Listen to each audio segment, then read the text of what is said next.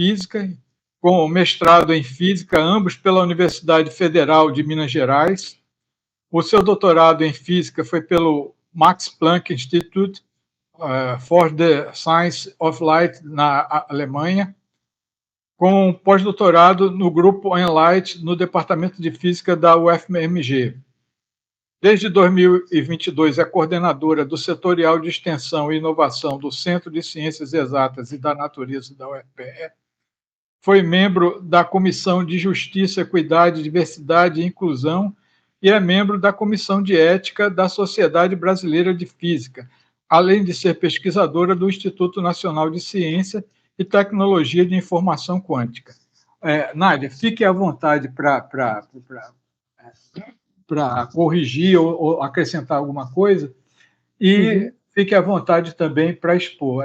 Como eu havia lhe falado, você tem mais ou menos de 45 a 1 hora para apresentar, e mais 1 hora que a gente deixa para o pessoal fazer perguntas, questões, entendeu? Tá, ótimo. Então, não, tá certo. Então, vamos lá, deixa eu colocar aqui.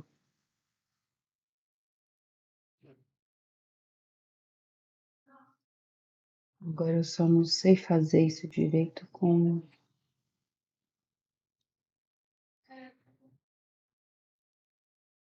Você sabe...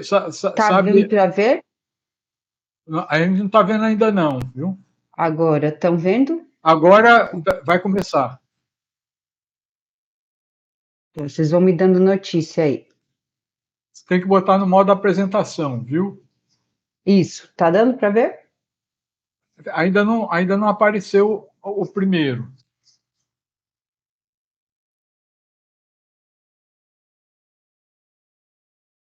Ainda não?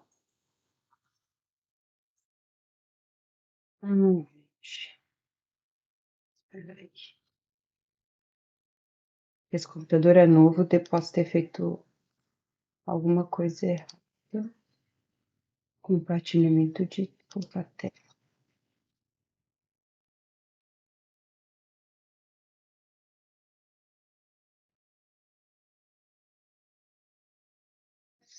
Vai.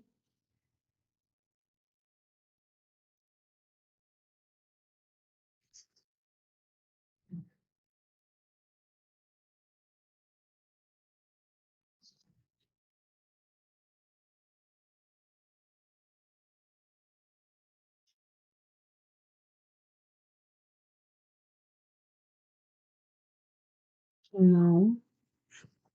Quando eu compartilhei, apareceu o quê? Só o Google. O Google Meet? O Joaci, entra aí para ajudar, Joaci. Professora, você tem que compartilhar a tela inteira na opção de compartilhamento. Eu estou tentando. É porque eu tô com um MacBook, eu não sei fazer isso direito. Deixa eu ver. Eu coloquei tela. Tá. Aí ele fala que o Safari não permite compartilhar. Eu posso mudar de browser? É melhor.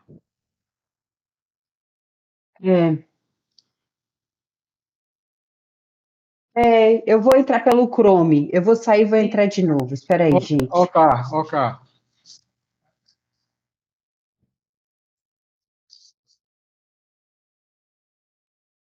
Quem tiver a melhor noção disso aqui, por favor,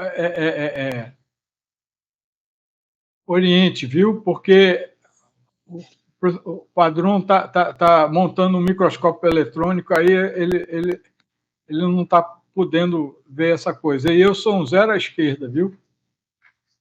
Bem à esquerda.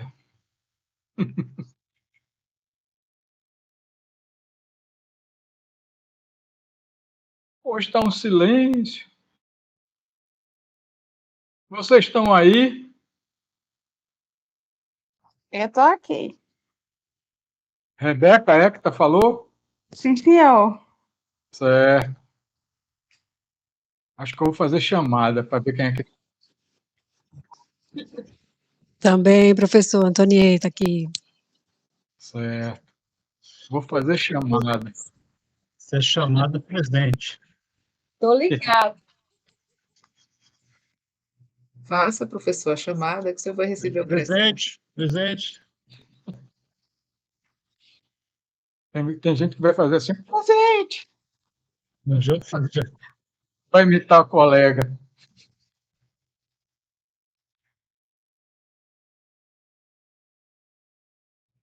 Que calor da gota. Eu estou do ar-condicionado, mas aqui dentro está quente, viu? Professor, o calor não tá normal não, viu, esses dias. Tá, não, é a variação climática, né, rapaz? É o clima. O clima, É. as pessoas não acreditam nisso. O resumo da aula do professor Moacir pensando nisso. Um calor da gota e eu aqui escrevendo sobre mudanças climáticas. Pois é. É na prática. Pronto. Tem a teoria e a prática. Olha, eu aproveitar que está todo mundo aqui, lembrar que nós temos mais 3 palestras, entendeu? Ah, pronto, a Nádia entrou novamente. Entrei, agora vamos ver se ele deixa o.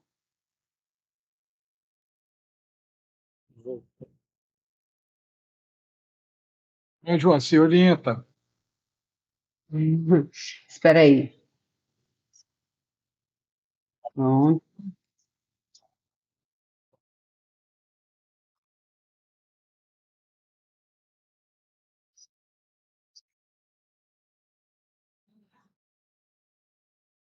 Acho que ela saiu.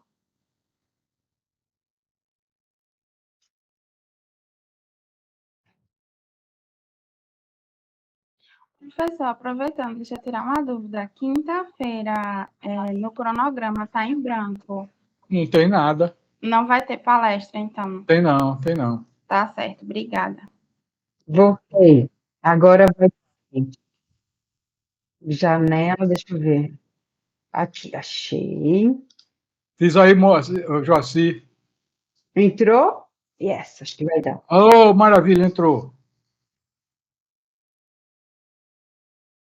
Não entrou, não foi, minha gente? Entrou para vocês? Entrou. Apareceu também. Apareceu, né? Yes, tá. Vamos lá, desculpa, gente, é porque computador novo. Aí deixa eu só ver se eu troco aqui. Ah, não, tem que reproduzir isso. Aí troca o slide, ele troca? Só para eu ter certeza. Tá passando sim, professora. Tá? Então, ótimo.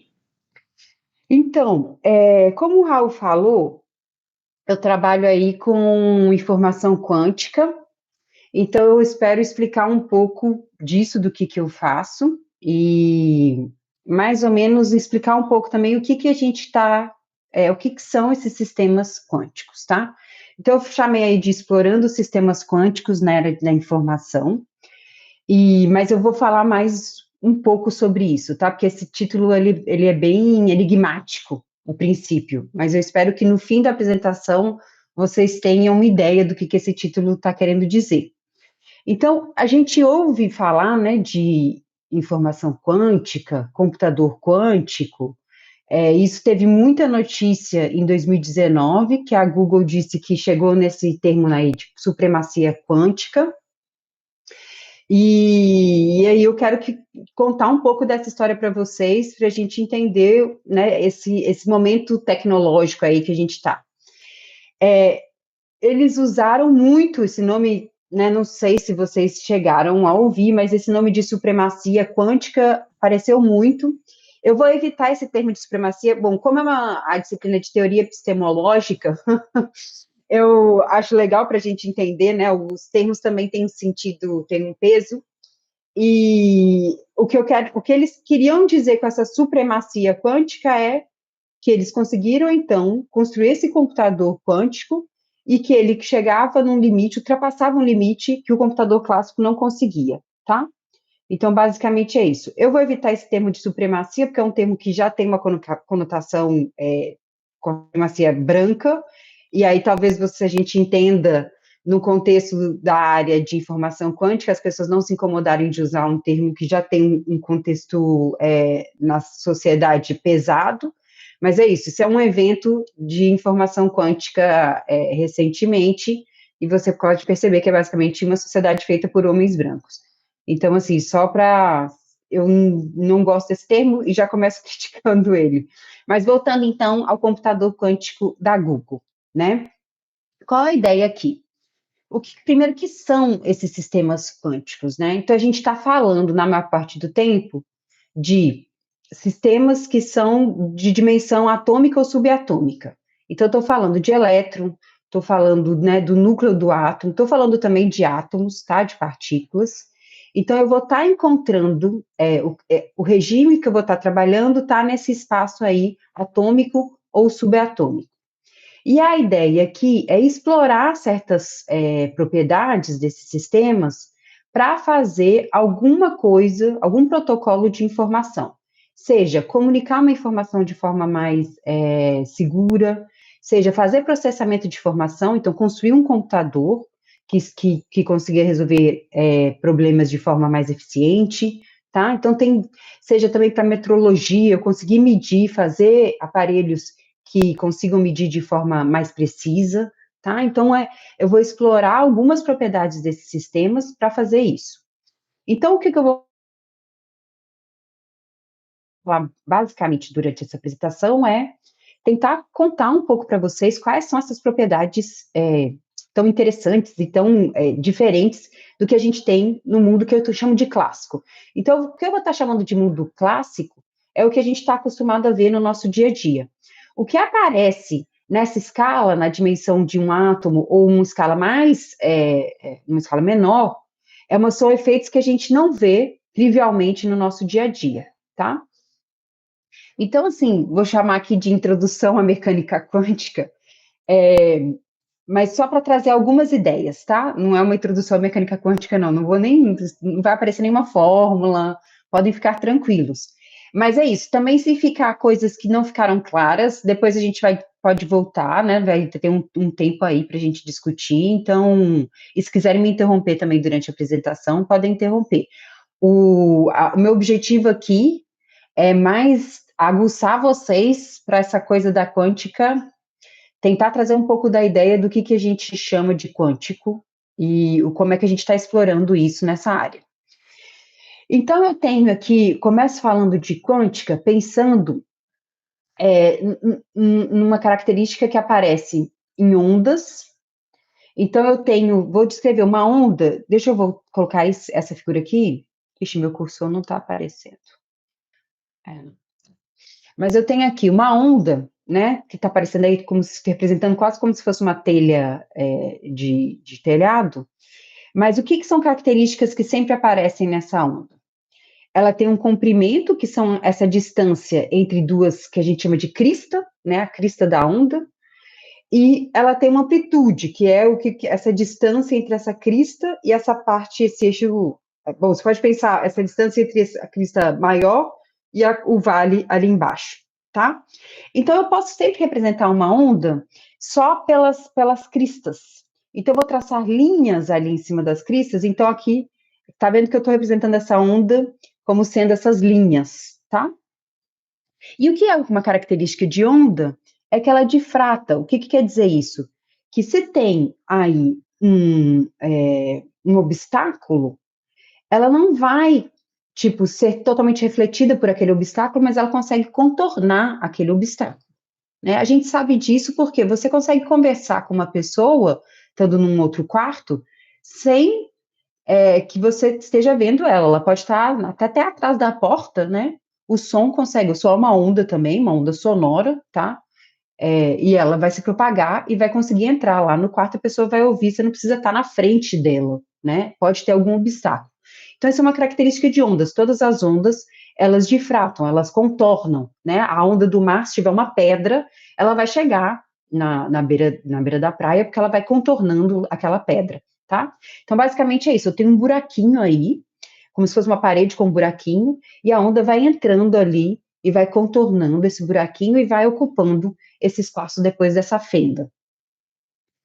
Então, se eu olho para partículas sólidas, eu vou pensar agora, eu não estou pensando numa onda, eu estou pensando, né, numa sequência aí de ondas, eu estou pensando, posso pensar em bolas de beisebol, sei lá, alguma coisa rígida. Se eu tivesse um feixe aí com várias bolas, o que acontece se eu coloco de novo esse anteparo? Aí, na frente, com um buraquinho, a gente vê que, basicamente, essas bolinhas, elas vão sendo transmitidas, as bolinhas que chegarem com velocidade, basicamente, e a direção certinha ali no buraquinho, elas vão sendo transmitidas. Então, as partículas, né, clássicas, que é a bola de beisebol, ela não vai ocupar todo o espaço. Ela vai, basicamente, passar ali só no buraquinho. E aí a gente pode também fazer um outro experimento, porque isso também é uma característica de onda, ela não só ela difrata, mas ela também interfere, né? Então, eu consigo fazer um experimento, agora ao invés de ter um buraquinho só, eu tenho 2 buraquinhos, e o que vai acontecer é, eu vou ter regiões onde essa crista está chegando junto com o vale, e isso vai ser uma coisa para cima, uma coisa para baixo, isso se anula. Ou eu posso também chegar duas cristas juntos e elas vão se somar. Então, eu vou ter regiões onde aqui, eu estou fazendo isso com luz, né? Então, se não tivesse esse padrão, essa coisa de interferência, ia ser a luz na parede, ela ia iluminar a parede toda. Mas eu tenho, então, agora umas regiões onde elas são escuras, onde não tem iluminação por causa desse efeito de interferência, tá? A gente conhece esse efeito de interferência, quem já usou o fone que cancela ruído. O fone que cancela ruído basicamente está usando isso. Ele identifica um ruído e aí ele vai colocar uma onda que é basicamente como se fosse o negativo daquele ruído, tá? Então ele consegue cancelar aquele ruído, tá? Então é basicamente disso que a gente está falando. Então a gente está falando de 2 fontes agora de onda, e aí pode ter que seja essa crista chegue com a crista, ou a crista chegue com o vale, e assim vai. Então, então eu estou falando de 2 efeitos, né? Um de fração, a onda é capaz de fratar, as partículas clássicas, né, ou sólidas, a bolinha, não é capaz de fratar, e de interferência, que é uma característica também da onda. E se fosse eu repetir esse experimento com partículas, o que aconteceria foi, igual eu falei, né, para cada buraco, eu vou observar ali as bolinhas de beisebol chegando na parede, né, posso colocar alguma tinta ali na minha bolinha de beisebol, na hora que eu jogo, ela bate na parede e mancha a parede. Então, sei onde chegaram essas bolinhas de beisebol. E eu vejo, então, que tem basicamente duas regiões onde essas bolinhas de beisebol estão chegando, né? Eu não tenho esse padrão de interferência crista com crista, soma, crista com vale, cancela. Então, eu posso me perguntar, e isso é uma coisa que está relacionada com uma pergunta até da época de Newton, se a luz era partícula ou se a luz era onda. E eu posso me perguntar isso. Ai, meu Deus, peraí, calma. Posso pensar, então, como é que eu vou identificar isso, tá? Então, aqui eu vou mostrar para vocês um experimento que foi feito com elétrons, tá? Será que o elétron, ele é uma onda ou ele é uma partícula no sentido clássico? Ou era uma bolinha, tipo uma bolinha de beisebol? Então, o que eles fazem? Eles também têm conseguem montar, tem um feixe de elétrons, que vai estar tipo, como se fosse aquele atirador de bolinha de beisebol, agora é um atirador de bolinha de elétrons, vários elétrons, cada vez um elétron separado, e você tem de novo uma parede com 2 buraquinhos, e esses elétrons vão ser jogados mais ou menos com direções meio aleatório, e aí você esperaria, bom, tem horas que vai passar um elétron por uma fenda, tem horas que vai passar por outra, e vamos ver o que vai acontecer, tá? Então, eu vou deixar o vídeo rodando aqui para a gente. O que está lá atrás é um filme que ele é sensível a esses elétrons. Então, esse pontinho está marcando um elétron, tá? É como se eu tivesse pintado a minha bola de beisebol e jogado ali na parede e pinta a parede, tá certo? Então, ele começa aí com um elétron. Opa!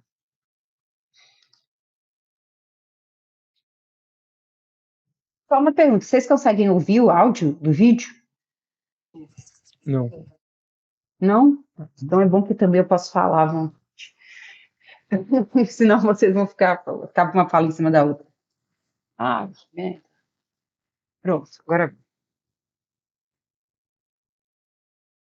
Vocês estão vendo aí que as bolinhas estão aparecendo ali e aqui, né? Estão em vários lugares.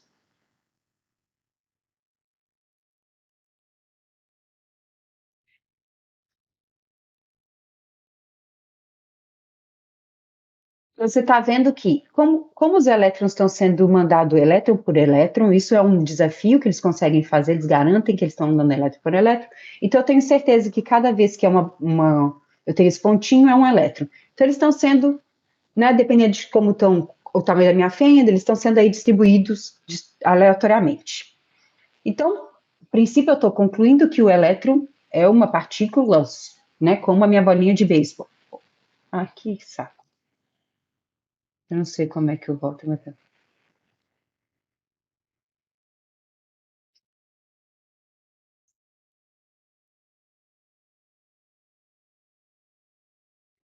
E agora eles vão aumentando os números de elétrons que eles vão mandando.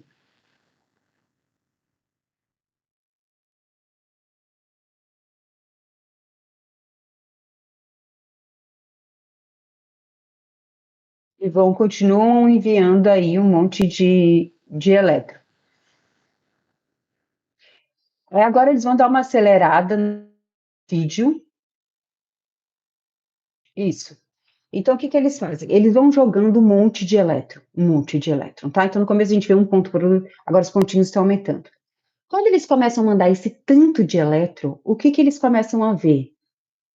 Agora ainda não está tão claro, mas daqui para frente vai dar para ver. Começa a aparecer esse padrão de interferência, de que né, aquelas faixas de onde eu tenho luz e não tenho luz, tá? Então eu tenho aqui, eu não consigo fazer isso. Deixa eu acelerar.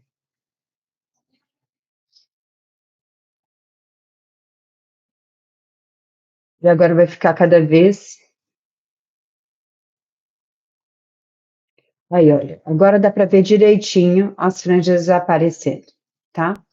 Então, a gente começa, isso é um experimento da década de 90, mas já tinha evidências disso antes, tá? Só que esse tem um vídeo bonitinho. Então, a gente vê que as partículas quânticas, elas se comportam tanto como partícula, tanto quanto onda, tá? Elas têm essa dualidade que a gente chama de onda e partícula. É uma coisa estranha, porque você está falando de um elétron, né? A gente fica pensando, sempre faz o elétron lá, aquela bolinha. Como é que esse negócio é uma onda?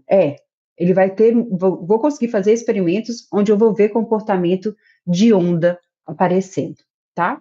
Então, isso não só, posso pensar num neutrino, posso pensar em várias partículas, né? Quando eu estou pensando em partículas atômicas ou subatômicas, elas vão ter esse comportamento aí de onda e partícula.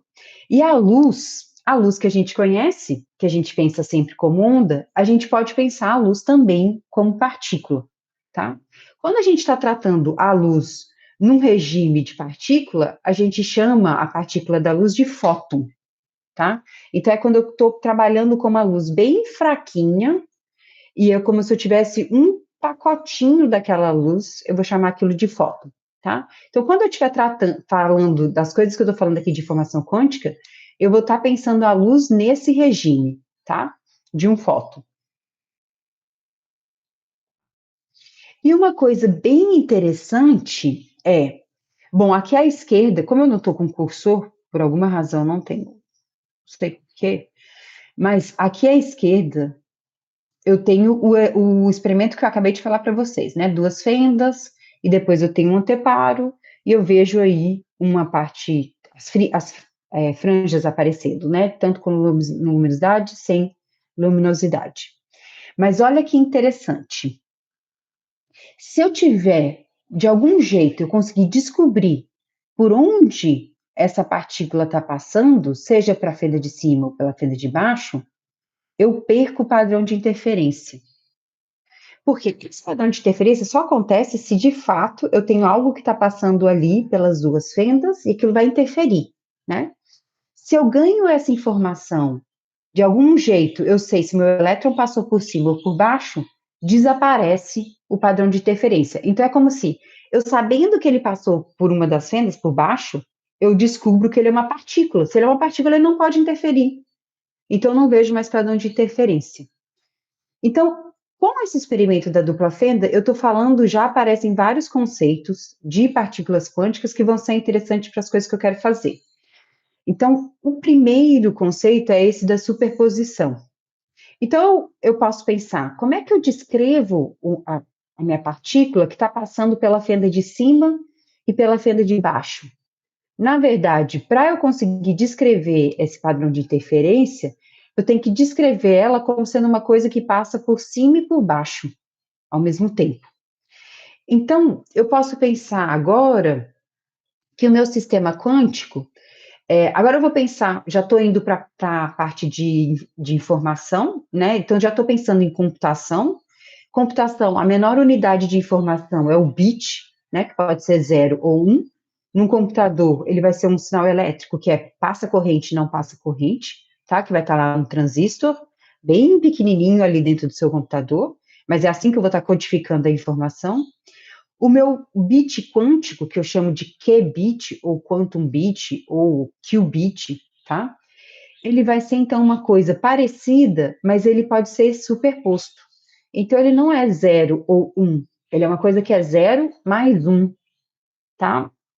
E isso já me dá um poder, porque eu posso estar fazendo uma conta e eu vou estar trabalhando em cima de uma coisa que já são as duas possibilidades ao mesmo tempo. Então, eu ganho o que a gente chama de paralelismo, né? Às vezes, quando você vai programar alguma coisa, você quer fazer várias contas juntas. Então, usando um sistema quântico, você já ganha esse paralelismo a princípio. Para tentar entender também esse estado superposto, a gente usa essa parábola do gato de Schrödinger, tá? Então, Schrödinger foi que pensou essa história, que eu tenho um quarto totalmente fechado. Nesse quarto tem um gato e tem um veneno. E tem um reloginho lá que aleatoriamente pode disparar e fazer esse martelinho bater no veneno e disparar esse veneno. Só que é aleatório, então eu não sei quando isso vai acontecer. E esse quarto não tem janela, tá? Não dá para espiar. O que eu posso fazer é, em algum momento, abrir a porta do quarto, olhar, e aí eu vou saber, o gato está vivo, opa, ou o gato está morto. Mas no momento, enquanto eu não abrir a porta desse quartinho, eu só posso dizer que o gato está nesse estado aí superposto de vivo e morto. Tá? Isso é uma parábola, né, gente? Porque o gato não é uma partícula quântica, então ele não se comporta como uma partícula quântica, tá? No mundo clássico isso não vai aparecer, essa propriedade. Mas é só para a gente entender o que é esse conceito da superposição, desse estado. E aí isso já fala uma coisa, quando eu abro o quarto, aí eu vejo o gato está vivo ou o gato está morto, tá? Então os sistemas quânticos, eles também têm essa questão da medição. Quando eu observo ou meço um sistema, eu posso perturbar o estado que ele se encontra. Então, ele pode estar nesse estado superposto, e na hora que eu olhei, ele, vivo. Olhei de novo, morto. Então, eu sempre estou falando de probabilidades, né? Tem uma probabilidade dele estar vivo, uma probabilidade dele estar morto. Tem uma probabilidade dele estar no estado 0, ser o bit 0, tem uma probabilidade dele ser o bit 1. Tá? Então, em geral, isso não acontece tanto no mundo clássico, né? Se eu vou medir a temperatura de um líquido, eu coloco lá o termômetro, eu faço isso de forma que eu não estou mudando a temperatura porque eu estou pondo o termômetro ali dentro, né? Então, em geral, a gente faz medições que não são invasivas, né? A gente vai medir o comprimento sei lá, vou medir o comprimento aqui do meu celular, pego uma régua, eu não mudo o tamanho do celular porque eu estou medindo o comprimento do celular. Né? Isso seria muito estranho. Só que no mundo quântico isso acontece. O fato de eu medir, eu posso mudar o estado. Mudar, assim, na verdade, ele vai escolher uma das opções, né? Porque eu não tenho como ele estar nas duas coisas, depois não tem essa resposta. Então, ele escolhe uma das opções, de forma aleatória, tá? Outro conceito que aparece também muito em sistemas quânticos é esse tipo de correlação quântica que a gente chama de emaranhamento. Para quem já deu alguma espiada nessa coisa de mecânica quântica, parece muito essa coisa do emaranhamento. Então, o que é o emaranhamento? Bom, o que é uma correlação? Né? Uma correlação é quando eu tenho um certo resultado aqui, e esse resultado sempre aparece junto com esse outro resultado. Tipo, fumar causa câncer de pulmão. né? A gente sabe que essas coisas, esses dois eventos, eles aparecem bastante juntos, né? É o único causa de câncer de pulmão? Não, não é. Tem outras coisas que causam câncer de pulmão. Todo mundo que fuma tem câncer de pulmão? Não, também não. Mas muitas pessoas que fumam têm câncer de pulmão. E muitas pessoas que têm câncer de pulmão fumaram, né? Então é isso que a gente chama de correlação.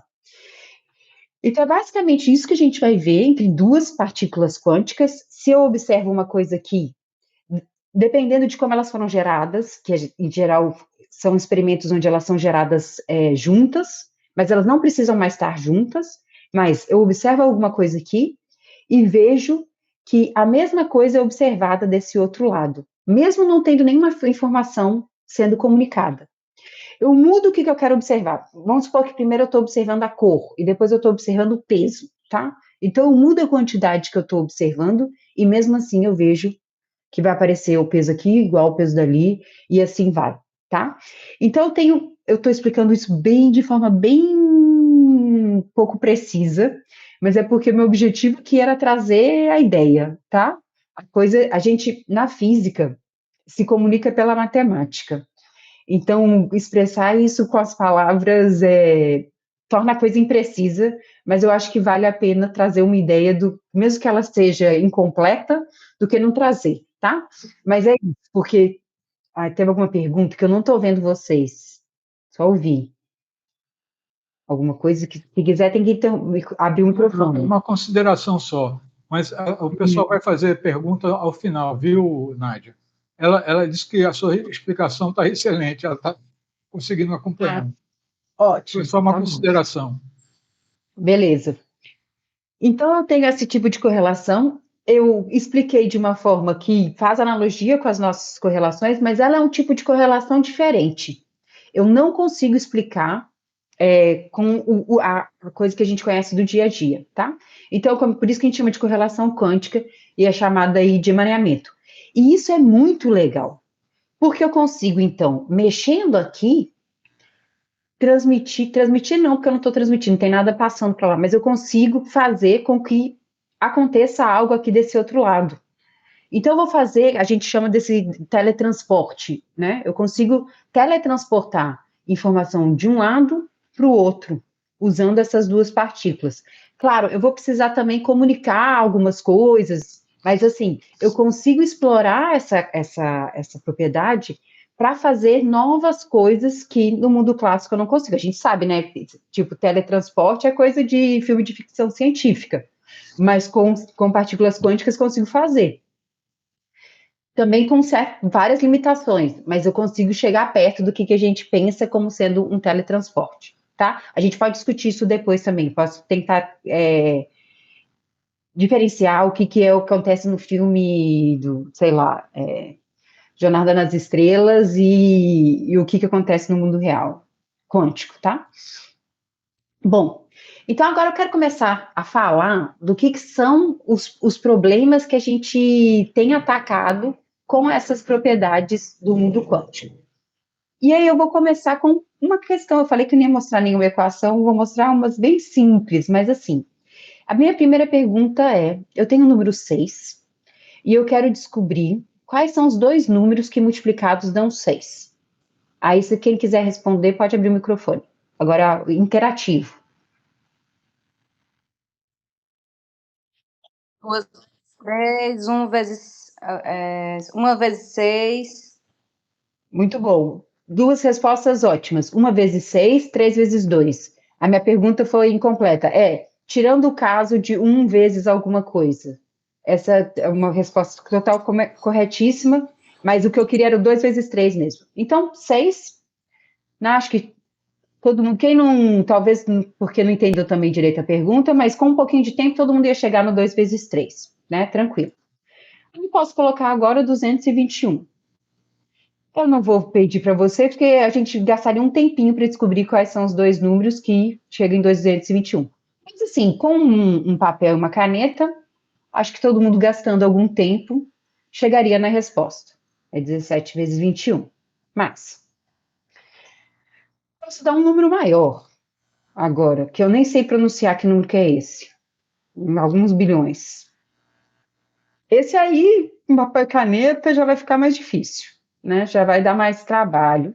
Mas com um computador, a gente consegue pensar, fala para ele, vai testando aí, meu filho, vai dividir por 2, por 3, por 4, por 5, vai dividindo aí até você achar. A gente consegue escrever né, um programa que conseguiria fazer isso de forma razoavelmente rápida. Massa. São esses dois caras. Como é que eu fiz isso? Eu escolhi dois caras, multipliquei e achei esse número, tá? Eu não fiquei fazendo, não escrevi nenhum programa, não, tá?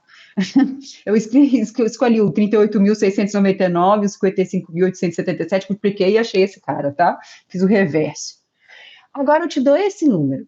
Esse aí, com certeza, eu não sei falar, um número gigantesco aí. Acho que ele tem 250 dígitos.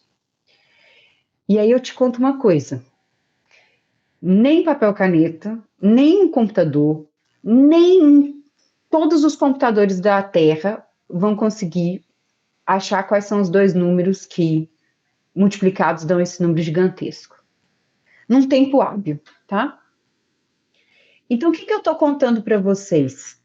Que achar quais são os fatores são esses dois números que multiplicados dão o número que a gente tem, não é uma tarefa fácil. Então, não existe um algoritmo, um programa que consegue calcular isso de forma eficiente, tá? E é uma coisa tão besta, né? Porque os 6, 2 vezes 3, vocês demoraram, assim, poucos segundos para me dizer qual é a resposta. Você fica, gente, que coisa, né? Mas esse é um dos limites. Estou contando para vocês um limite da computação. A gente não tem algoritmo eficiente para fazer isso, tá? Então, aqui coloquei o exemplo de um supercomputador brasileiro, o Fênix. Eu acho que ele não é mais o maior supercomputador que a gente tem, eu acho que hoje em dia é o Santos Dumont, mas só para a gente ter uma ideia de que nenhum supercomputador resolve isso de forma eficiente. Então, a gente tem aí o limite, um problema que é um limite da computação, que é a fatorização de números grandes. Por que eu estou contando isso? Porque, usando sistemas quânticos, eu consigo resolver isso de forma eficiente. Então, esse foi um dos primeiros, assim, booms, eu diria, da informação quântica, porque a quântica já está sendo estabelecida desde o começo do século XX, e já tem influência tecnológica em várias áreas. O computador mesmo, ele só existe porque a gente tem a quântica, né? Mas pensar o que é informação quântica, como é que a gente pode explorar isso? Para processamento de informação, isso é uma coisa mais recente. Então, o Shor, que é esse simpático aí, propôs esse algoritmo em 94, e com esse algoritmo, que eu não vou explicar qual que é, mas estou só falando, né, algoritmo é uma receita, como é que eu programo o meu computador para resolver um problema, tá? É uma receitinha de, por exemplo, acha os dois números que multiplicados dão esse número, tá? O que ele mostrou é que esse algoritmo ele podia ser usado para fatorar um número gigante. Então, eu tenho aqui só um exemplo, em 94, um número de 129 dígitos, fatorado por 1.600 workstations distribuído em vários países, ele processou durante 8 meses para conseguir achar os dois fatores desse número de 129 dígitos, tá? E esse algoritmo Shor conseguiria fazer isso 1 milhão de vezes, um número 1 milhão de vezes maior com 1 milésimo deste tempo. Então, você vê aí que ele é um algoritmo muito poderoso. Isso é importante, né? É interessante porque eu estou falando de um limite, estou falando de um problema que é um problema que o computador clássico não consegue resolver, e aí eu estou te falando que se eu tiver um computador quântico, eu rodo esse algoritmo e eu resolvo. Mas é melhor do que isso, ou é pior do que isso, você pode ver pelas duas perspectivas. Os nossos protocolos de criptografia, como que as nossas informações são protegidas, né? Quando você entra no banco, você tem lá toda uma série de protocolos para que a sua informação não fique pública, né? Para que ninguém consiga acessar a sua conta, ou mesmo as mensagens do WhatsApp, hoje em dia elas são criptografadas, para que ninguém consiga no meio do caminho ver o que você está escrevendo. Muitos protocolos de criptografia, eles são baseados nessa questão, de que você não consegue achar os fatores que dão os fatores que multiplicados dão aquele número, tá? Então, esses protocolos, eles são conhecidos como RSA, é o nome dos caras que propuseram ele, e os protocolos, então, são baseados em eu não vou explicar, mas em números muito grandes e os fatores que formam ele. Então, se alguém conseguir descobrir os fatores, consegue quebrar qual que é o protocolo de criptografia. Então, os códigos bancários, eu coloquei, usam 250 dígitos, e o maior número fatorado até hoje tem 232 dígitos, tá? Então, o que é que a gente está colocando aqui? A gente consegue resolver um problema de forma muito mais eficiente, e se a gente de fato conseguir resolver esse problema com o computador quântico, a gente quebra todo o sistema de segurança de dados de hoje em dia. Não todo, porque depois disso começou a ter o que eles chamam de criptografia pós-quântico, mudou, tem outros protocolos novos, sim, mas é isso, né? A ciência vai indo para um lado e avança do outro quando tem essas coisas. Então a gente vê que o computador quântico, ele pode, além dele fazer outras contas de forma eficiente, ele também será capaz de quebrar todo o sistema de segurança. Então isso é uma coisa muito séria. Tá? Então, as pessoas têm empresas muito interessadas na construção desse computador, porque ele vai ser uma coisa bastante poderosa. Tá? E eu coloquei aqui a fotinha do Edward Snowden, que eu acho que ele é o herói moderno, né? A gente, depois dos escândalos da NSA, que estava ouvindo a conversa de não sei lá quantos cidadãos, inclusive até na época a Dilma era presidente, eles escutaram qualquer coisa da conversa da Dilma, mas ele foi um grande escândalo, né? E é isso, gosto de lembrar ele porque, bom, ele praticamente se sacrificou aí para colocar essa história à tona. Bom, então, estou falando disso, a gente já viu, ó, pode ter um computador quântico que, basicamente, o que ele vai fazer? Ao invés de ter um transistor que passa corrente e não passa corrente, o meu bit, que vai ser o meu qubit, ele vai ser uma partícula quântica. E o que é uma partícula quântica? Pode ser várias coisas, né? Hoje, nessa palestra eu já falei de fóton, eu falei de elétron, eu poderia falar de alguma outra partícula, mas eu posso falar também de outras coisas. Eu posso estar usando uma partícula e basicamente o que eu preciso é desses duas coisas, né? O 0 e 1. Como é que eu codifico isso? Então, uma forma de codificar isso é pensar no fóton, tá? Na partícula da luz, e a polarização dela. Então, a luz, ela tem uma coisa que chama polarização. Então, a onda ela pode estar oscilando assim, ou pode estar oscilando assim. Então, dependendo da direção que a onda está oscilando, a gente chama isso de polarização. E aí eu posso pensar num sistema. Lembra quando a gente. Não sei se vocês chegaram a fazer algum gráfico, mas o gráfico sempre tem dois eixos, né? E, em geral, esse gráfico eu estou representando assim. Por que eu não faço assim? Porque é mais fácil de ler assim, né? E isso que eu estou aqui representando é como se fosse uma escolha. A gente não apresenta os gráficos assim, mas poderia ser só rodar todo mundo, né? Então, essa escolha, eu estou chamando esse eixo de 0 e esse eixo de 1, tá? Estou falando como se fosse definindo aí essas duas direções que eu chamo da polarização do fóton. Então, eu vou codificar o meu qubit numa coisa que está acontecendo numa direção e a outra coisa que está acontecendo na outra direção. Eu tem partículas que elas têm spin. O que é um spin? Também é uma propriedade quântica, que só aparece em partículas quânticas, mas eu tenho um análogo clássico, que é, se pensar na Terra, se ela está girando para um lado ou está girando para o outro, tá? Então, essa é como se fosse a direção que ela está girando.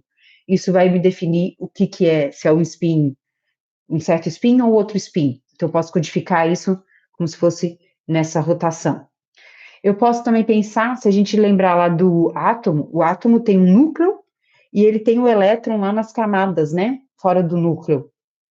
Então, eu posso codificar essa informação usando esses níveis, que a gente chama dos níveis de energia do meu átomo, que são essas camadas aí onde aparecem esses elétrons. Então, eu posso usar dois níveis desse para codificar a informação. Então, uma hora ele está no 0, outra hora ele está no 1. Tá? Então, esses são alguns exemplos para dar uma ideia do que são esses qubits. Bom, só para a gente, então, terminar essa apresentação, eu falei de computador quântico e coloquei que o computador quântico seria capaz de colocar o nosso sistema de segurança, não abaixo, porque é isso, porque a parte clássica também vai desenvolvendo, né? Mas colocaria um certo desafio. Só que a quântica também traz um outro lado, que é usar sistemas quânticos para criptografia. Então, eu posso também, é como se ela trouxesse a doença e o remédio junto, tá?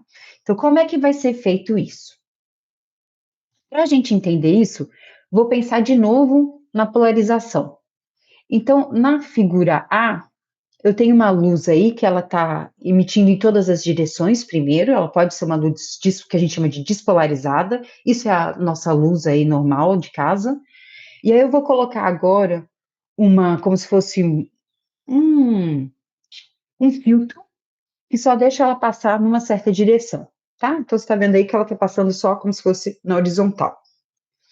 Se eu colocar um filtro que pode só passar horizontal e vertical, como ela foi preparada só na horizontal, agora eu estou na figurinha B, tá? Ela vai passar sempre só na horizontal, né? Então, se eu tiver um detetor que pega horizontal e um que pega vertical, ele vai sempre clicar horizontal, horizontal, horizontal. Mas agora eu posso fazer aquilo que eu falei, eu posso girar o meu que era o horizontal e vertical, e agora ele vai ser uma coisa que é assim, ó, mais 45 graus, menos 45 graus. Vocês estão vendo aí, né? Horizontal, vertical, agora mais 45, vira um X. O que acontece quando essa luz ali horizontal passa por esse X? Bom, a luz horizontal, nossa, é muito difícil fazer isso com as mãos só. Mas ela estava aqui, né? Agora eu girei isso aqui, ela continua aqui. Ela vai ter uma componente de um e uma componente no outro eixo. Então, se eu colocar um detetor que clica em mais 45 e menos 45, tem horas que vai clicar em um, tem horas que vai clicar no outro, tá? Então, eu tenho uma coisa aí que, dependendo de como é que eu tô, qual que é, vou dizer, a base que eu estou medindo, se é horizontal, vertical, mais ou menos 45, eu vou ter ou um resultado 100%, ou mais ou menos, ou 50%. Se isso não ficou claro, não fica preocupado, não, tá? Não tem grandes problemas, não. É difícil mesmo. Então, eu vou explorar basicamente essa coisa aqui. E como é que é meu protocolo de criptografia? É um protocolo, existem vários protocolos. Esse é o protocolo chamado de chave de uso único. Como é? Então, Alice e Bob, quem são Alice e Bob? É o meu emissor e o meu receptor, tá? A pessoa que está querendo mandar mensagem e a pessoa que está querendo receber. Como a gente usa letras A e B, a gente escolheu dois nomes que têm essas iniciais. E todo mundo na informação quântica chama de Alice e Bob, mas é só por causa das letras. Mas é isso, tá? Então não tem nada de especial nos nomes, mas ele sempre aparece. Então a Alice quer mandar uma mensagem para Bob. Bom, vamos supor que a Alice e Bob querem se encontrar na UFPE, e aqui eu coloquei alguns lugares típicos para lá do nosso centro, tá? Área 2, o outro centro que é o CAC, a reitoria, mas eles não querem que ninguém descubra onde que eles vão se encontrar. Então eles já sabem que eles vão trocar esse segredo, e antes, o que eles combinam? Eles têm uma chave que eles compartilharam, e essa chave é essa coisinha aí laranja. Então, a tabela eles também já combinaram antes. Então, no caso aqui, a Alice quer falar para o Bob que mais tarde eles vão se encontrar na reitoria, escondidos. Então, ela vai lá e quer mandar mensagem 00110. Ela codificou, tá? A mensagem dela nessa sequência aí de números, de bits. Então, ela usa a chave dela, que é o 11011, e soma, faz uma soma binária. Como que é isso? O 0 com 1 dá 1, o 0 com 0 também dá 0, mas o 1 com 1 dá 0, tá? Então, porque eu não tenho 2, é uma soma binária, eu só tenho 0 e 1. Então, quando soma 1 com 1, que devia dar 2, ele dá 0, tá? Então, o que ela faz essa soma binária, né? Você vai 0 com 1 dá 1, 1 com 1 dá 0, 1 com 0 dá 1, 0 com 1 dá 1, e 0 com 1 dá 1 de novo. E manda a mensagem criptografada. Então, a pessoa que pega a mensagem 1101, mesmo que ela tenha essa tabela deles, não vai conseguir descobrir. Ela vai falar, uai, gente, não está na tabela. O que será que é o lugar onde eles vão se encontrar?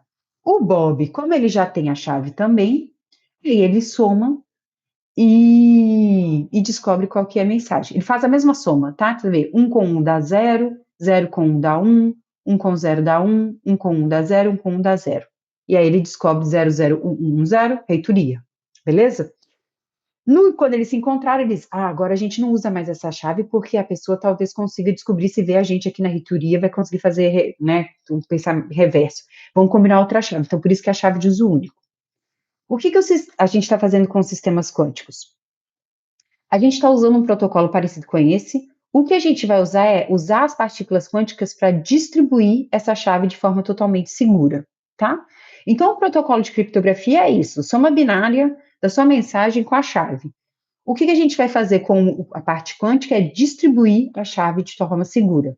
Nesse caso aqui eu falei, Alice e Bob se encontraram e trocaram a chave inicialmente. Você vai usar então sistemas quânticos para não precisar encontrar a pessoa para trocar a chave de forma segura. Então eu tenho aqui, esse lado é o azulzinho é o lado da Alice, o vermelhinho é o lado de Bob. E o que a Alice vai fazer?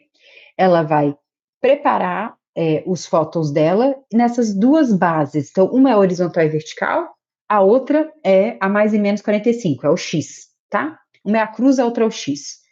E ela vai fazer isso de forma aleatória. E o Bob vai medir também de forma aleatória, se ele vai medir na base cruz ou base X. E ela vai preparando e anota. E ela escolhe. Quando é vertical é 0, quando é horizontal é 1. Isso eles escolheram antes. Quando é mais 45 é 0, quando é menos 45 é 1. Tá? Eles associam um bit para cada preparação. Então, eles têm agora uma mistura aí de medições, só que eles não necessariamente prepararam e mediram na mesma base. E aí eu volto aqui. Se eles não tiverem preparado e medido na mesma base, é o C. O Bob não necessariamente vai descobrir o que a Alice mandou, porque aqui a Alice mandou horizontal e o Bob poderia ter clicado 50% horizontal, 50% vertical. Então é um problema. Então eles precisam conversar no telefone, mas eles não vão falar o que eles prepararam, o que eles mediram. Eles vão falar em que base, se foi na cruz ou no X. E aí eles vão guardar só os dados que eles fizeram com a mesma base. E aí eles sabem que eles têm o mesmo bit. Porque necessariamente ela enviou, ele mediu, tudo certinho, não tem por que dar errado. Tá? Então, a princípio, é isso que acontece. Isso é um protocolo proposto em 84, por Bennett Brassard. E o que acontece, então, se tem uma pessoa espionando aí no meio do caminho? O legal é que essa pessoa pode também aleatoriamente medir na base cruz ou X. Só que na hora que ela mede, se ela estiver medindo na base errada, ela tem 50% de chance de ter o resultado certo e 50% de chance de ter o resultado errado. Ela precisa mandar alguma coisa para Bob, para que Bob não perceba que ela está lá no meio do caminho. Nas vezes que ela errar, ela vai mandar errado. E aí, quando ela manda errado, o que eles fazem? Na verdade, o protocolo todo é uma parte da chave, eles vão sacrificar para descobrir se tem alguém no meio do caminho. Porque nas vezes que eles mediram na mesma base, eles teriam que achar o mesmo resultado. Se eles não encontram o mesmo resultado, eles, tem alguém no meio do caminho, vamos abortar, não vamos fazer nada não. Não vamos usar essa chave não, porque ela não está segura. Mas eles sempre têm como descobrir se tem alguém no meio do caminho. E aí por isso que a gente fala que é um protocolo, né, de comunicação que é 100% seguro. É porque eu sempre tenho como identificar se tem alguém no meio do caminho ou não, tá? Então ele não é 100% seguro no sentido de que ele sempre vai dar certo. Não. Pode ser que o que eu descubra não tem como usar esse canal, esquece, né? Mas é isso, eu sempre tenho como descobrir se tem alguém ou não no canal. Bom, falei disso, falei um pouco de criptografia quântica, que está relacionado com o problema de comunicação quântica, falei um pouco de computador quântico. Então, onde que a gente está nesse momento de tecnologia? Na parte de comunicação, de criptografia, a gente está razoavelmente avançado, então tem várias empresas que comercializam criptografia quântica, já foi implementado até em eleição, tem lugar que já usou criptografia quântica, então é uma parte mais avançada. Agora, na parte de computador quântico, a gente ainda está mais atrás, tem sido mais desafiador o problema de construir um computador quântico. né? Então, o que a gente tem hoje? A gente tem algumas grandes empresas, tipo a Google, IBM, HP, colocando muito dinheiro, e também muito dinheiro governamental, tá investido nessa coisa da construção de um computador quântico. E o que a gente acredita que para um futuro de, sei lá, 50 anos, o mais provável é que tenham grandes centros onde tem esses computadores e que a gente use esses computadores de forma remota. Então, assim, é ruim fazer essas previsões, mas eu não acredito que daqui a 50 anos vai ter todo mundo um computador quântico de bolsa, igual a gente tem hoje em dia. Bom, a gente também tem um grande debate do que de fato esse computador quântico vai conseguir fazer, quais são os problemas. Então, isso é uma área de pesquisa. Quais são os problemas que o computador quântico consegue fazer de forma mais eficiente que o computador clássico?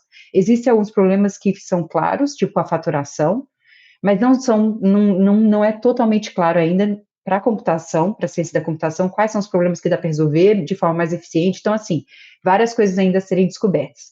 Mas o que parece que o computador quântico ele faz bem são esses problemas de busca. Você tem que achar um nome numa lista telefônica, é uma coisa que só eu, Raul e o Padrão provavelmente vão entender aqui, mas você tem que achar um dado numa lista enorme de nomes, de números, e aí como é que você acha esse dado? O computador quântico faz isso de forma eficiente. Então, eles acreditam que tanto para a indústria farmacêutica, para achar novas drogas, quanto para análise de DNA também, essas correlações, né? Qual é a parte do DNA que causa o não sei o quê, isso também vai ser eficiente, mas é isso. Alguns problemas são claros, mas não todos, tá? Então, também eu gosto de falar isso porque às vezes a gente fica achando que o computador quântico vai resolver tudo. Não, não vai. Tem coisas que o computador que a gente tem aqui resolve de forma melhor, tá? Bom, então, essa área da informação quântica é uma área interdisciplinar, que é uma área que junta a computação, a física e a matemática.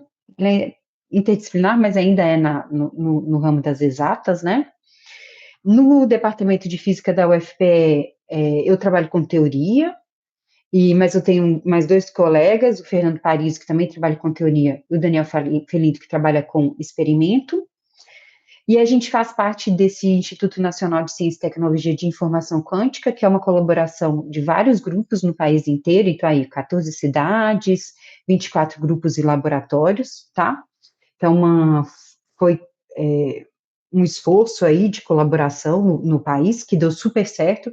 A gente está encerrando o ciclo desse instituto, mas a gente espera criar um novo instituto, talvez mais voltado já para a computação quântica, tá? Que isso foi criado eita, agora eu já não sei, são uns 10 anos atrás. Por aí, tá?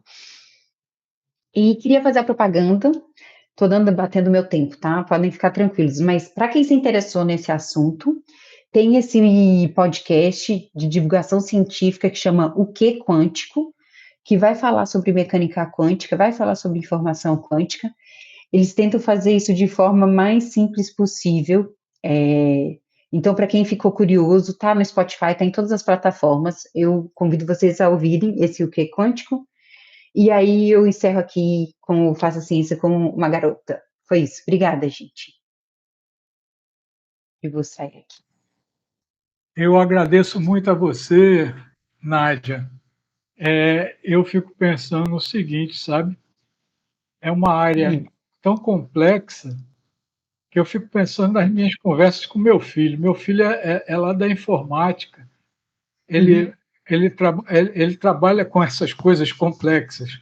É Pedro Machado Magalhães de Castro, ele é lá da informática. E aí ele ficava danado comigo porque ele queria me explicar, né, o que ele fazia, e eu tinha uma dificuldade danada para entender aquilo ali. E às vezes até para perguntar, né?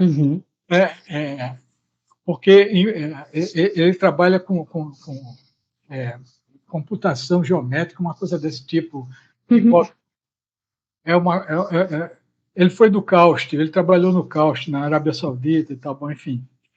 Mas o interessante disso, sabe, dele e do que você nos traz, é a imaginação que vai além, né, do que isso pode trazer para a gente. Por exemplo, eu tenho algumas perguntas, eu vou o pessoal fica danado, porque eu pergunto, aí estou no tempo deles, mas eu vou perguntar, fazer poucas perguntas, certo? Eu disse, qual seria a aplicação dos sistemas quânticos na medicina? Uma pergunta bem direta, né? Uhum, Qual qual poderia ser a aplicação dos sistemas quânticos no discernimento das imagens em nível molecular? uhum, Né? uhum, Eu vejo como uma espécie de criptografia quântica reversa, sabe? Você tem uhum, lá um problema muito complexo a nível molecular, você pega um microscópio desse que nós temos lá na física, bom, que nós temos, e trazemos a imagem. Mas será que se a gente acoplasse esse sistema a um sistema a um sistema quântico, a informação, essa coisa misteriosa que tem ali não poderia ser melhor discernida, né? uhum, Bom, uhum, então a resolução de um microscópio eletrônico poderia aumentar, né? uhum, Essa é uma outra uhum, pergunta.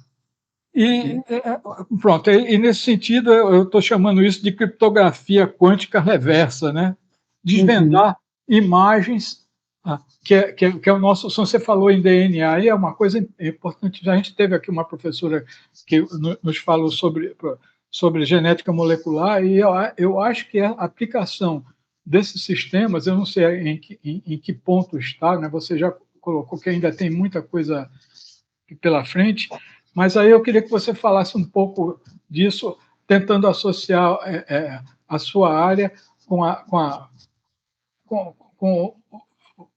os mistérios da nossa área que poderiam ser discernidos com esses sistemas quânticos. uhum. Tá. Então, acho que eu não sei se vou ter resposta para tudo, não, mas assim, o que a gente percebe é que existem algoritmos que poderiam ser rodados em computador quântico que são muito bons quando você combina com aprendizagem de máquina. Então, se você pensar em coisas que se conseguem fazer com aprendizagem de máquina, com inteligência artificial, em geral, os computadores quânticos, eles rodam de forma bem eficiente esses algoritmos, tá? Então, estou falando também isso sem explicar muito, mas para passar essa ideia. Então, problemas que são esses, o de busca, né? Ou o de dizer se a imagem é um gato ou um cachorro, né? Os classificadores. Então, isso são coisas que a gente consegue fazer bem com inteligência artificial. A gente deve conseguir fazer bem também com o computador quântico. O negócio é que a gente não está conseguindo, de fato, implementar esses computadores, fazer esses computadores quânticos. Então, esse que é o grande drama. Porque para você começar a rodar esses algoritmos de aprendizagem de máquina, e de forma que seja interessante para problemas que a gente não consegue resolver, você vai estar rodando para coisas com muitos dados, né? Tipo DNA, nossa, o negócio é enorme. Então, assim, para a gente começar a chegar num nível que isso vai estar interessante, a gente ainda tem que desenvolver muito o hardware do computador, entendeu? Em termos de software, de algoritmo, tem um monte de proposta. Mas em termos de implementação, ainda de conseguir rodar isso, que a gente ainda não está lá, tá? Então, por isso que até às vezes é difícil de eu dizer assim, a gente vislumbra muita coisa, mas a gente não sabe de fato aonde que a gente vai conseguir chegar. Eu sei disso, assim, já ter visto gente falando de conseguir pensar em novas moléculas, coisas para a farmácia mesmo, para assim, para descobrir novas drogas, novos fármacos, né? Conseguir, tipo, sei lá, cura de alguma coisa porque descobriu uma nova molécula. Então, coisas assim. Seria mas falando de forma especulativa, tá? E essa coisa da imagem do microscópio. Então, eu imagino que sim, essa é uma área bem ativa que eu tenho pouco contato, mas tem uma área de metrologia quântica, que é usar sistemas quânticos para melhorar a medição. Aí tem vários sensores quânticos, então sensores mais precisos.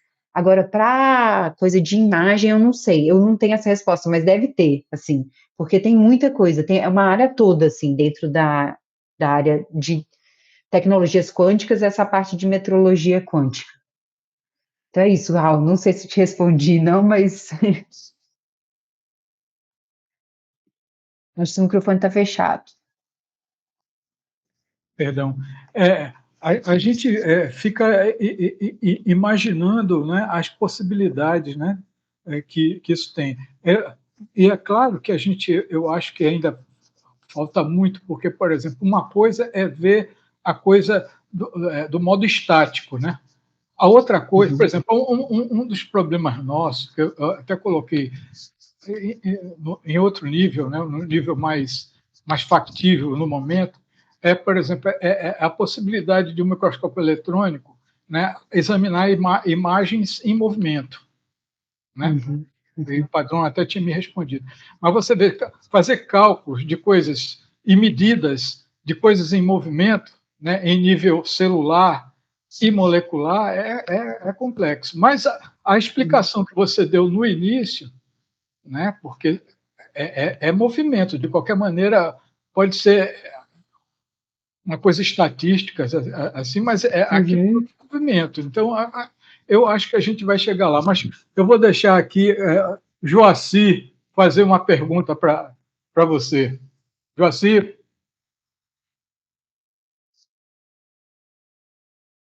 Boa tarde.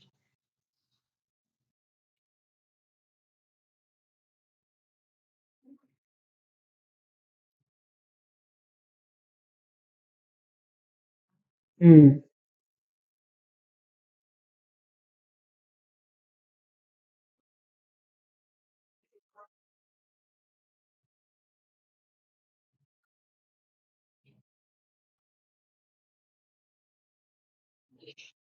uhum, uhum. Então, isso é uma pergunta bem legal, essa história da velocidade da internet, né? É, porque a gente está falando de sistemas quânticos e só que tem uma coisa na física que o sistema quântico continua obedecendo, que é a velocidade da luz, é a maior velocidade que qualquer coisa, partícula, vai chegar, né? Einstein descobriu isso, que tem um limite, que a gente não consegue ter velocidades acima da velocidade da luz. Com isso ele resolve vários problemas e a gente tem isso como uma lei, né?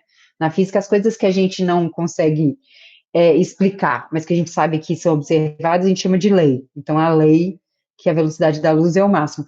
Então, mesmo a gente usando partículas tipo fóton, né, a luz no regime quântico, essa velocidade da luz continua sendo um limite. E os canais que a gente. Isso é muito engraçado na tecnologia, né? A gente vai andando com a tecnologia, tem coisas para um lado, mas acaba que você tem aqui uma promessa de uma revolução tecnológica, mas o que você tem de canal de transmissão de informação é fibra ótica.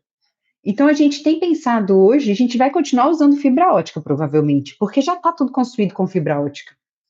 Então, assim, é uma pergunta ótima, que eu não sei se tem alguém estudando isso, como daria para transmitir as coisas, tipo, de forma mais eficiente, se não fosse, por exemplo, uma fibra ótica. Eu não sei.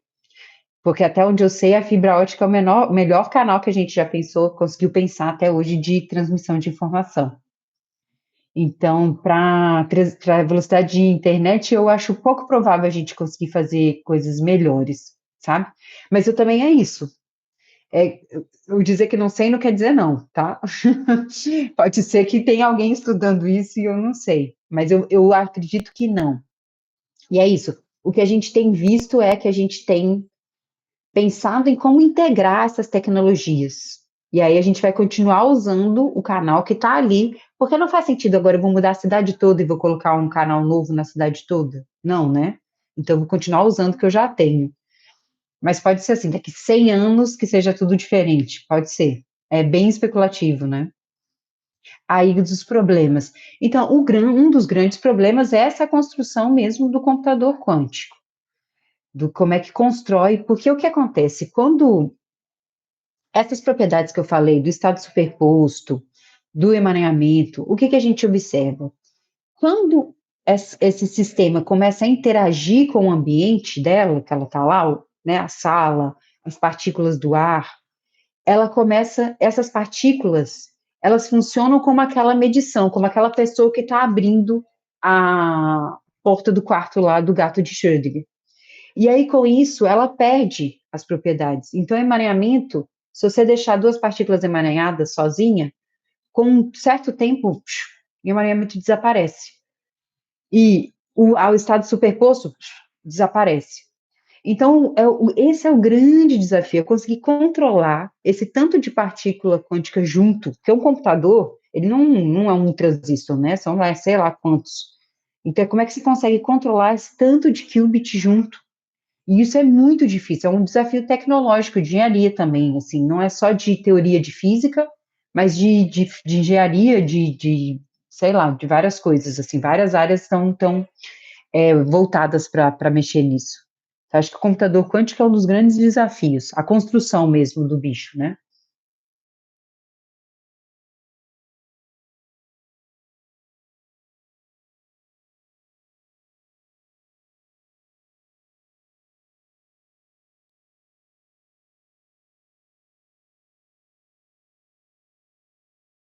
É, isso é um ótimo comentário. Se eu voltar para a foto. Eita, espero que não seja tão difícil como no começo. Aqui, se eu voltar para a foto da apresentação aqui que eu comecei, só para a gente ter uma ideia do tamanho disso daqui, tá? O chip que está aqui dentro desse computador quântico, ele tem nanômetros, tá? Então, é uma coisa bem menor de 1 milímetro, tá? Uma coisa. Esse negócio, essa foto aqui não é tão boa, mas olha, você já dá para ter uma ideia, tá numa sala. Esse negócio aqui é coisa, essa coisa aqui é coisa de metros. Então você vê que para um negocinho de tamanho de nanômetro funcionar, eu preciso de uma sala toda. Então, de fato, isso aqui é uma coisa bem ineficiente, né? Muito, muito, muito ineficiente. Então, mas assim, eu não acho que a gente tem ainda um limite. A gente não consegue construir porque não tem energia. Mas que a gente precisa melhorar a eficiência, precisa melhorar o tamanho, né, das coisas, precisa. Então, isso a gente tem uma questão de escalabilidade que a gente não resolveu ainda, tá? Então, tem um problema aí, tanto de escalabilidade quanto de tamanho também, que a gente não sabe. A gente está ainda tentando chegar em alguma coisa que faça sentido para começar a atacar mais para essa direção.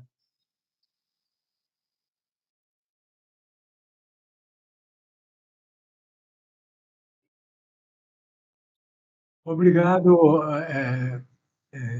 Vaci. Agora vamos passar para Ronilson. Ronilson, você pode fazer sua pergunta. Ronilson?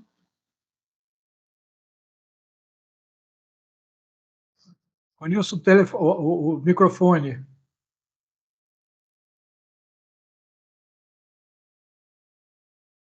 Não sei. Bom, vou passar então para Antonieta. Não, Ronilson, chegou. Ronilson, pode fazer sua pergunta.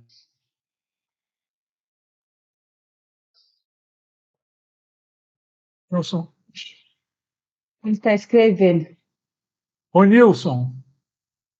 Pronto, então, Ronilson. E deu problema. Pode te mandar a pergunta escrita, se quiser. Ok, então. Ah. Está pedindo, mandando passar para outra. Antonieta, pode fazer sua pergunta. Olá, professora Nádia, parabéns pela sua palestra. Eu assistindo assim, eu falei, nossa, que coisa difícil. Sou fisioterapeuta, apesar da gente estudar biofísica, assim, né? Mas eu fiquei assim impressionada assim com a quantidade de informação muito nova para mim, né? E aí teve um momento lá que você falou assim sobre a questão do teletransporte e tal, e que você falou assim, se vocês quiserem depois eu comento e tal. E assim, eu acho interessante porque a minha filha, uma vez ela chegou para mim e falou assim, mãe, se eu pudesse ter um superpoder, eu queria ter esse poder de teletransporte, né? Porque eu ia sair daqui para ali, eu disse, filha, eu também. E essa foi uma coisa. E outra coisa que eu achei bem interessante, assim, né, que eu fiquei me lembrando, eu até estava comentando com a professora Sandra, que recentemente eu assisti um filme que foi falando sobre a criação do computador, que era falando do Alan Turing, né? E aí ele mostrava assim, as imagens com aquelas máquinas gigantes e ele tentando colocar ali, né, para tentar criptografar as mensagens ali na Segunda Guerra Mundial que vinham lá da Rússia e eles tentando, os americanos tentando ali, na verdade, os britânicos, né, tentando ali decifrar, né, onde é que ia acontecer o próximo ataque, qual era o submarino que estava perto do navio tal. E aí eu fiquei me imaginando assim, será que a gente não chegou num ponto assim parecido com esse, né, nesse momento? Obrigada, professora. Uhum. Ah, não, ótimo. Então, a história do teletransporte. A gente tem essa coisa do tipo Jornada nas Estrelas, né? O que os caras acontece? Eles entram numa máquina, aí eles desmaterializam e você materializa no outro lado, né? Isso que Jornada das Estrelas acontece. O que seria um teletransporte quântico? Você tem uma partícula aqui e uma aqui, elas já estão lá. Então, você já tem, elas foram criadas em algum momento juntas, foram separadas, então, do lado, sei lá, você tem uma, tem outra. O que você faz você tem uma informação, essa partícula está assim, e você consegue, então, transmitir para essa ficar assim também. Então, você fala que teve teletransporte, porque você transmitiu a informação dela assim, e essa outra apareceu assim. Mas você não está transmitindo matéria. Não tem uma desmaterialização que sumiu uma matéria aqui e apareceu uma matéria aqui. Tá? Então, por isso que eu falei que é diferente, porque você tem uma coisa. Você poderia pensar, eu tenho aqui Nádia, está organizada assim, e lá você vai fazer a Nádia aparecer organizada assim. Isso acontecer é muito difícil, acho pouco provável. Mas talvez vá acontecer de você ter algum tipo de informação que você quer transmitir, e com poucas partículas que você consiga uma coisa aqui e aparecer uma coisa ali. Tá? Então você tem. Mas é isso, você já tem matéria nos dois lados. Agora, se a gente vai conseguir extrapolar isso para chegar no nível do tamanho da gente, eu acho pouco provável, porque é isso, a gente está usando propriedades de sistemas quânticos, que elas se justificam nesse regime de coisas pequenininhas. Se eu vou indo para uma coisa grande, eu perco essa propriedade.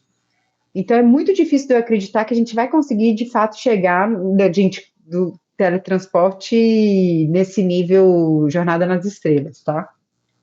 Mas, de toda forma, é interessante pensar que eu estou organizando uma coisa aqui e isso possa aparecer desse outro lado, né? Eu acho que não é a mesma coisa, infelizmente, mas também é uma coisa que pode ser interessante, né? Aí você tinha perguntado, eu devia ter anotado. Comentado do filme, né? Se a gente não chegou no mesmo nível Então, da criação do computador, né? eu acho que a gente está em uma coisa parecida. Tinha os computadores ocupavam salas, né? Quando eles começaram a trabalhar, eram salas e salas com milhões de cabos. E hoje em dia a gente tem um computador que cabe no bolso. Então é muito difícil sempre fazer essas previsões. A gente fica falando, vai ser, não vai ser. A gente sempre fica rindo, porque a gente fica falando, não, isso não vai acontecer. Aí imagina, daqui 70 anos tá a gente usando teletransporte. E isso é legal, né? Assim, acho que a gente não precisa se limitar. A gente sabe algumas coisas que são, de fato, tipo isso, a gente não vai andar com velocidade acima da velocidade da luz, porque senão eu teria que abandonar a física. E aí não é assim, eu tô trabalhando em cima de alguns pilares, mas não tem nada muito que está restringindo o que a gente vai poder fazer com esse computador. Então a gente está aí com uma janela, né, aberta, tem muita coisa que pode acontecer. Acho que é isso, e por isso que o povo até fala que a gente está passando por uma nova revolução quântica, né? Porque teve a revolução quando a gente descobriu o mundo quântico, e agora como é que a gente está explorando esse mundo quântico para a informação, né? Para processamento de informação. Então, acho que sim, a gente está no momento de não saber ainda direito o que vai acontecer, né? Mas obrigada pela pergunta. Obrigado, Antonieta. Ronilson, você já pode fazer a pergunta? Boa tarde, Nádia. Está me ouvindo Boa direitinho? tarde. Tô, ótimo. Minha rede tá caindo, então se cair eu peço desculpas. Obrigado pelas explicações, parabéns. Nádia, eu trabalhava numa fábrica em 2002, que essa fábrica ela era francesa. Então, ela importava uma tecnologia que, comparada às outras fábricas, Ixi, cortou. Nem que ele falou. Voltou. Pronto. Te cortou. Então, eu trabalhava numa fábrica que haviam silos de armazenamento de chips. E tinha uma tecnologia muito avançada francesa que a gente poderia, através desses sensores, né, de som, saber o volume, né, o som batia nas paredes do silo e depois batia lá embaixo, o som refletia embaixo para saber a quantidade de volume, para sabemos que tamanho a gente faria esse chip. Então, diante disso, eu queria fazer uma pergunta sobre essa tecnologia, né? Como ela está aqui no Brasil? Em que patamar está o Brasil em estudos quânticos? Porque conhecimento é poder. Então, nós vemos que países que estão muito avançados nesses estudos, eles saem na frente na economia mundial. E é como o Brasil depende desses chips da Ucrânia, de Coreia. Como é que está o Brasil nessa corrida aí pelo conhecimento quântico? Tá, ótima pergunta. Então, isso é um dos pontos por que eu gosto de falar do INCT, para chamar a atenção de que a gente tem no Brasil um instituto de colaboração de vários grupos. Então, assim, não é uma área que tem pouca gente trabalhando, mas comparativamente com outros países, a gente é tímido. Então, assim, é uma área, se você for ver em outros países, a área de informação quântica está recebendo um fundo, tipo, na China, um dos caras, os chefões lá do Instituto de Informação Quântica, ele não tem limite. Os fundos que ele recebe é ilimitado, ele mandou um satélite para fazer experimento. Então, assim, eu nem vou comparar a gente com a China, porque são cenários muito diferentes. Mas existe um esforço brasileiro de manter essa área, ter uma colaboração, e isso eu acho muito importante. Então, a gente tem professores do Brasil inteiro trabalhando com isso. A gente tem um problema de desenvolvimento de tecnologia, igual a gente tem em todas as áreas. A gente ainda é muito tímido, tem muito pouco espaço para desenvolver tecnologia. Então, o que a gente tem feito? Agora, a gente decidiu, isso é uma decisão de vários grupos, de implementar, construir redes de comunicação quântica. Então, aqui na UFPE, a gente está com um projeto de construção de uma rede de comunicação quântica. Vai ser uma rede inicial, então vai ser entre a federal, a rural, e 2 pontos na federal e 1 ponto na rural. Mas se a gente tiver 3 pontos, isso já é alguma coisa. Por que a gente ficava sempre pensando, a gente não tem como competir? A gente não tem como competir, a gente não tem investimento no volume que outros países têm. Mas se a gente nunca fizer, a gente não vai nem conseguir consertar o aparelho que a gente receber de outro lugar. Então, a gente tem que começar a fazer alguma coisa para ter uma tecnologia mínima. Então, é isso que a gente decidiu. Nós vamos fazer uma rede, vai ser 3 pontos? Vai. Tem país que está fazendo criptografia de eleição? Tem. Mas o que tem? Assim, acho que a gente não pode, só porque a gente não vai ter competição mundial, a gente não deixar de fazer. Em termos de computador, são muito poucos países que estão investindo em, de fato, construir um computador. Porque é uma coisa muito cara. Então, em termos de computador, a gente tem pouquíssimos lugares, mas tem lugares, tipo no Rio de Janeiro, tem grupos que estão começando a querer fazer um chip quântico. E eu acho que é isso, a gente não vai ter competitividade, pelo menos no futuro próximo, não vai ter, mas a gente precisa ter algum desenvolvimento de tecnologia nesse sentido. A gente tem muita teoria, tem muito experimento, mas de pesquisa básica, mas a gente tem pouco desenvolvimento de experimento voltados, de fato, para a tecnologia. E é isso que a gente está vendo uma mudança de visão na comunidade, sabe? De pensar, não, nós vamos fazer o que a gente consegue fazer. E aí a gente vai ver com isso que a gente pode, de fato, ter aplicação. Porque pode ser com coisas simples, dependendo do que precisa, a gente já vai conseguir ter alguma aplicação dentro do cenário brasileiro. Mas então é isso, assim, se for olhar em termos de investimento, o que tem de investimento para a área no Brasil assim, não se compara com o que tem de investimento em outros países do mundo. É muito pouco, muito, muito pouco.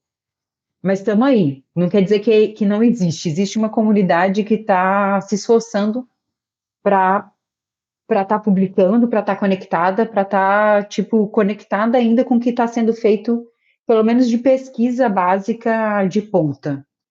Agora, em termos de tecnologia, a gente não tem competitividade. Obrigado. Tá. Ok.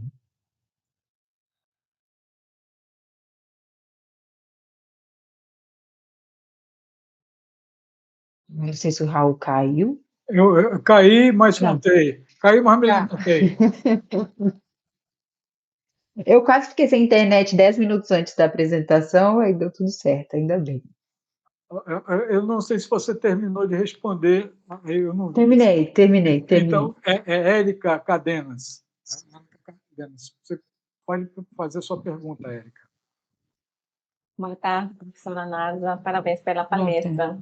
Gostaria de saber, professora, como a física quântica poderia auxiliar na área da nutrição.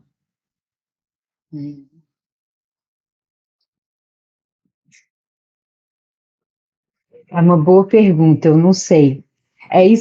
E a gente vê, isso é uma coisa que é importante eu dizer. A gente vê hoje em dia a palavra quântica, ela ficou na moda, né? Aí você vê assim, sal quântico, você vê coisas, biscoito quântico. Eu falo, gente, não, assim, aí vira uma palavra da moda. Então, por isso que eu deixo bem claro, quântico, essas propriedades que eu estou apresentando aqui, isso é coisa de átomo, partícula. Assim, pode ser que eu consiga, de algum jeito, se eu tiver alguma coisa no estômago, sei lá, mas aí eu consigo imaginar mais como remédio do que como algo que seja pela alimentação mesmo, sabe? Que esse efeito seja percebido pela alimentação, isso eu acho, consigo vislumbrar pouco. Mas, assim, eu não sei. Pode ser que tenha. Isso é uma coisa engraçada, porque às vezes começou a aparecer, as pessoas observaram alguns efeitos quânticos, tipo, tem um pássaro que ele voa de um tal lugar para tal lugar, e eles perceberam que o jeito que o pássaro se orienta, ele se orienta com algum campo aí magnético da Terra, e eles viram que era um fenômeno quântico para ele conseguir chegar de tal mudar, fazer essa migração de tal lugar para tal lugar. Você nunca diria isso. Você não ia chutar que isso teria algum efeito. Então, assim, pode ser que consiga, mas eu não consigo agora dizer nada, assim. Mas é isso, porque a gente sempre está operando em coisas muito pequenas. E para eu falar no corpo humano, eu já estou a minha escala já é grande, né? Célula, já não é átomo, não é uma escala atômica. Então, não sei, você não saberia dizer, né? Mas é ótimo, a gente pode sempre pensar, pode ser que tenha alguma coisa, mas eu imagino que não, tá? Muito obrigada, professora. Nada. Tem alguém mais? Jonali, por favor. Jonali, pode fazer a sua pergunta. Boa tarde, parabéns pela apresentação. A minha pergunta seria, professora Nádia, qual, diante das suas pesquisas, o que é que tem de algo que a senhora possa mostrar que é promissor para o futuro, diante da física quântica? De forma geral, da área? Perante suas pesquisas, né, que hoje estão porque assim, tudo é pesquisa para futuro. Uhum. Então, algo que a senhora acha que não, vai dar certo, eu acredito que vai trazer bons frutos, vai trazer, assim, coisas boas, né? Apesar diante das dificuldades que encontramos, porque sabe, toda pesquisa tem suas dificuldades. Uhum. Assim, da minha pesquisa mesmo, eu trabalho muito com física básica, então a gente nem sempre está preocupado com resolver um problema que tem aplicação. E às vezes é resolver um problema pelo problema em si. Tipo, entender por que eu posso fazer essa conta ou por que eu não posso fazer essa conta. Isso não necessariamente tem uma aplicação, né? Então, assim, para mim, nesse momento, o que eu vejo que teria, assim, aplicação mais das coisas que eu faço e da área, eu acho que uma coisa muito promissora é essa parte de comunicação.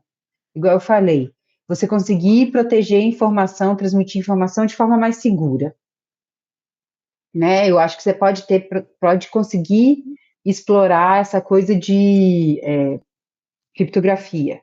Mas eu acho que o que vai ser mais revolucionário, e eu ainda considero como uma coisa promissora, porque a gente tem desenvolvido de forma devagar, mas tem feito avanços, é a coisa do computador quântico.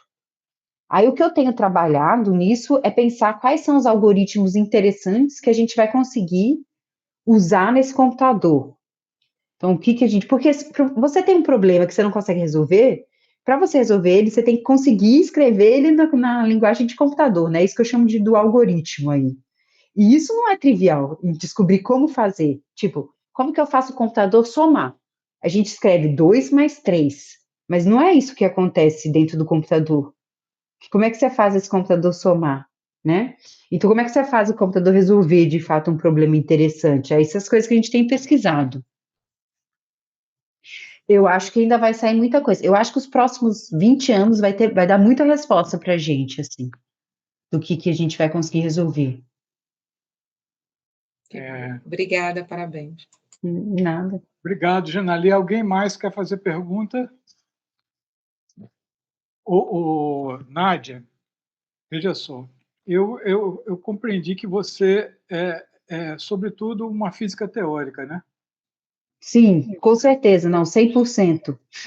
Pronto. Você está ligado à pós-graduação da física, não? Tô. Pronto. Eu vou fazer algumas perguntas para você, porque foram problemas que meu filho teve muito aqui. Você tem orientando na sua área? Tenho. Tenho um aluno de mestrado e um de doutorado. Foi fácil encontrar na sua área mesmo, ou você teve que abdicar da sua área para poder ter um orientando? Tá. Então, na física, isso é uma coisa que a pessoa que decide continuar para fazer mestrado e doutorado na física, ela basicamente sempre vem da física. Porque a gente, quando ele vai entrar na pós, ele precisa ter basicamente essa formação de físico, senão fica muito difícil. Tem gente que consegue, mas é pouca gente. Então, assim, a maioria dos alunos que estão na pós da física, eles são alunos que fizeram graduação em física. A gente tem, meu aluno de doutorado, ele fez mestrado na matemática, mas ele fez a graduação na física. Ele foi para matemática, agora voltou. Então, a física não é um curso muito de vir gente de outros cursos, porque é um curso que ela exige... É que eu falo assim, a gente precisa primeiro aprender a matemática como linguagem, né? Igual a gente aprende inglês, a gente precisa aprender matemática. Aí a gente vai só se comunicar com matemática. E ainda precisa aprender todas as leis, né, que a gente vai estar restritos, falando matemática e aprendendo a resolver problemas, que também a gente passa uma parte do curso só aprendendo técnicas, né? Como é que eu resolvo problemas, técnicas diferentes de resolver problemas. É difícil ver alunos de outros cursos que vão ter esse perfil. Tem gente que é autodidata, né? Tem pessoas que são excepcionais, mas estou falando do pessoal comum. Não, veja só, tem um desafio grande aí. Não sei se é a mesma coisa de Pedro, mas eu vi o seguinte, que como é a área dele, se ele trabalhava com triangulação de Loné, coisas extremamente complexas, de maneira que, para vislumbrar alguma posição mais adiante, aqui era complicado. Uma das coisas era isso, era complicado. Então, para ter orientando que se interessava pela área dele, especificamente a área dele, não para ciências da computação, nem para matemática, nada disso, para a área dele. Isso é uma coisa. A outra coisa era o seguinte, essa é uma outra pergunta que eu ia fazer a você. Você é uma física teórica. Como é fazer física teórica no Recife? Com quem você conversa no Recife? Tem que conversar?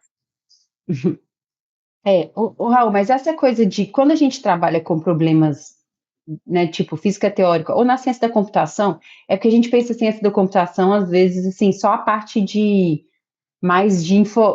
a parte de informática mesmo, mas tem uma parte de teoria de ciência da computação que ela é matemática pesada. É isso, É uma é o matemática caso assim, dele. É o caso é dele. matemática pesada que eu olho assim, eu falo, gente, como é que vocês conseguem trabalhar com isso? Que é coisa abstrata, num Isso. nível. E aí é sempre um desafio. Quando a gente fica muito no nível do abstrato, que é uma coisa linda, bonita, né? Porque você está vislumbrando a criatividade humana num nível assim, que ela não precisa de nada para estar ali, você não precisa ter. É muito difícil você conseguir atrair gente para isso, porque as pessoas não conseguem nem entender minimamente o que você está fazendo para se sentir atraída, né? Então, assim, esse é um desafio. Por isso, eu sou uma pessoa que sempre busquei, eu sou física teórica, mas eu sempre busquei estar perto dos experimentais, porque para mim era interessante ter essa conexão com o mundo real, mas nem sempre é possível quando a gente está trabalhando com coisas teóricas. Tem coisa que fica abstrato mesmo, e precisa ser, porque está a construção de ferramentas ali para que a linguagem fique mais fechada, né? Então, assim, todo trabalho é importante, nos dois sentidos. Eu tenho conversado, então, você falou, isso já me conta um pouco da minha trajetória, que eu sempre trabalho em colaboração com experimentais.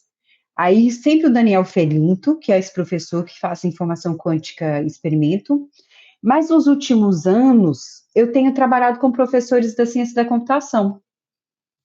Eu comecei a interagir com a galera da computação e tenho ficado muito feliz, assim.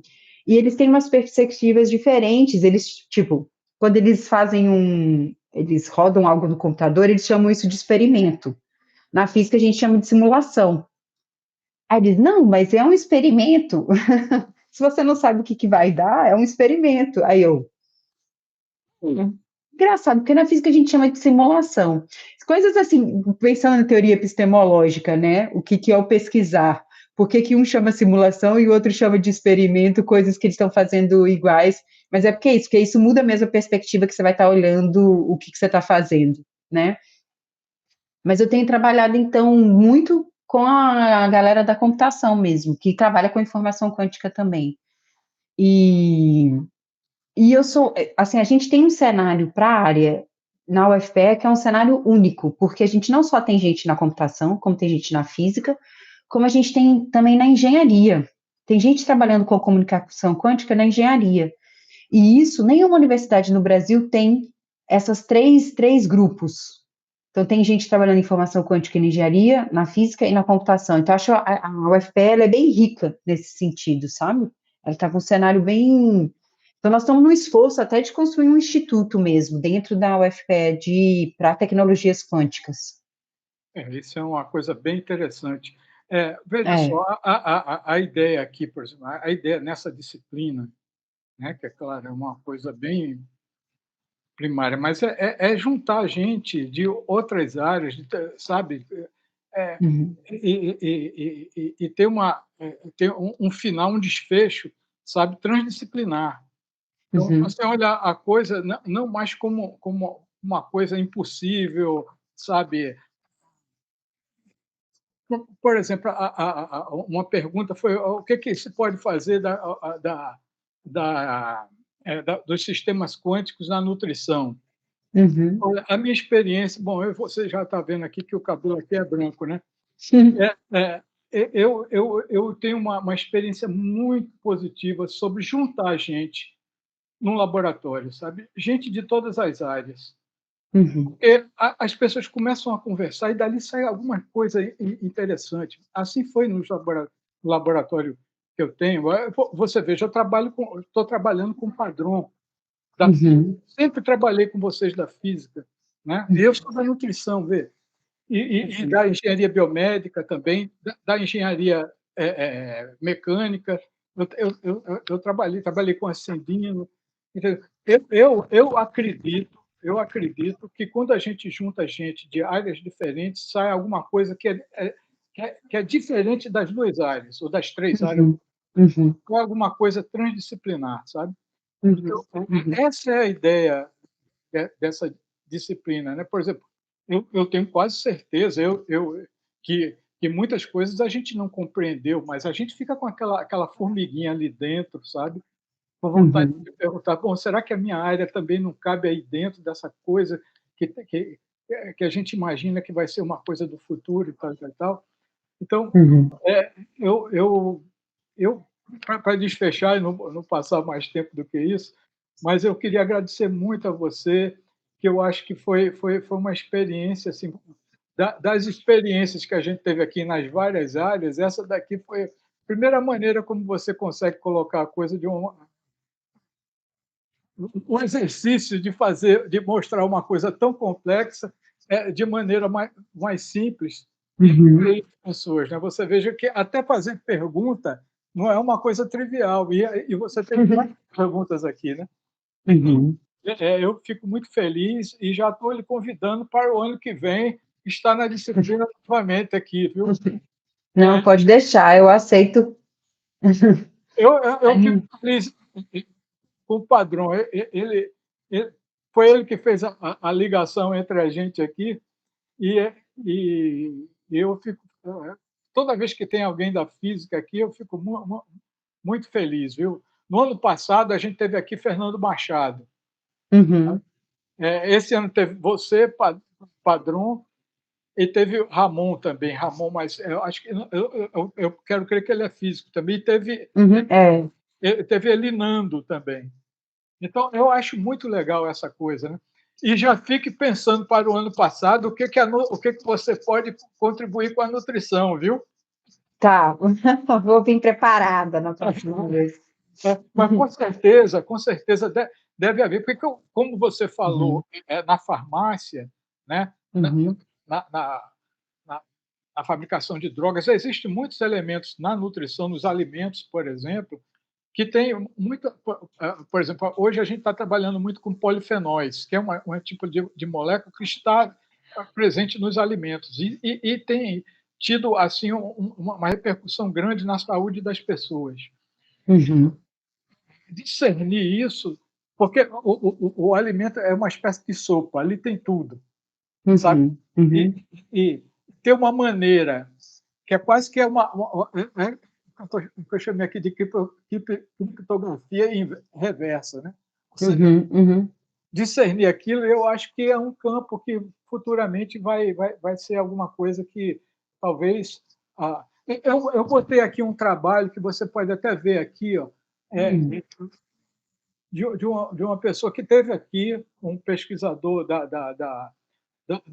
do Instituto do Cérebro do Rio Grande do Norte, Uhum. John Sim. Araújo. Ele escreveu Uhum. um trabalho com mecânica quântica, né, com o pessoal também da física de lá, sobre receptores de cronobiologia, que é a área dele. Veja, então, Uhum. eu acho isso, sabe, é muito interessante, e às vezes a gente pensa que é complexo a gente ter uma ligação, mas ela surge, sabe, na medida que a gente conversa e os problemas vão sendo colocados, e às vezes o que é uma coisa tão difícil para mim é uma coisa tão simples para você. Com o Padrão tem sido assim, eu trabalhei muito com o Ricardo Emanuel, que hoje está na engenharia biomédica, ele era da física antes. Uhum. Sei. Agora, também uma outra coisa interessante, né, para não me estender demais, você é mineira, é? Sou. Minas Gerais é uma potência, viu, rapaz? Não passou despercebido, não, né? Não, a formação. Meu filho mesmo tem muita relação com o pessoal de Minas Gerais. É muito legal, sabe? É uma potência. Minas é uma potência. Uhum. Né? O FMG foi a sua? Foi. Pronto. Bom, Magda, eu vou deixar para você as palavras finais e agradecendo muito e esperando que você venha no ano que vem, viu? Já estou convidada de agora. Não, obrigada, Raul. Não, obrigada pelo convite. Eu sempre gosto de aceitar esses convites, porque é isso, é um grande desafio a gente conseguir falar do nosso trabalho para outras pessoas que não são da área, né? E eu acho que isso faz parte, porque senão a universidade fica fechada E a gente precisa conversar. Assim, aqui eu estou falando com acadêmicos, né? Mas eu estou falando para além disso, né? Eu acho que se aqui ninguém estiver entendendo o que eu estou falando, imagina quando eu estiver na rua. Então, eu sempre tomo isso como um desafio. Eu até lembro que eu até te falei, o Raul, me lembra uma semana antes que eu quero preparar algo direito. E aí, quando você me mandou mensagem, eu já tinha feito, e esse é o meu esforço. Eu sei que ainda fica difícil de entender, mas eu sempre tento colocar as coisas assim, né, que eu consiga pelo menos passar alguma mensagem. E é isso que eu espero ter conseguido hoje aqui, ter passado alguma mensagem sobre o mundo quântico. E alguém falou aqui com um comentário que eu acabei de ler sobre como é que a gente entende que, porque parece assim, colchão quântico, sal quântico, biscoito quântico. Se não for coisa que está no nível de moléculas, átomos, você pode desconfiar, tá? Pode desconfiar. Terapia quântica não é física, tá? Assim, não é científico. Pode ser outra coisa. Daí eu não vou julgar porque eu não tenho essa capacidade, não é o meu espaço, mas não é científico, tá? Então sempre pensar nisso. Se é um sal, uma coisa grande, então não vai ser quântico, tá? Mas é isso. Mas obrigada, eu já aceitei o convite, Raul. Depois a gente marca a data para o ano que vem. Se Deus quiser. Tá bom, um abraço grande para você, fique em paz e pode ter certeza que você nos fez muito feliz quanticamente. Isso. Tá Bem lá certo, dentro. gente. Até mais, Obrigada. né? Um Tchau. abraço para todo mundo.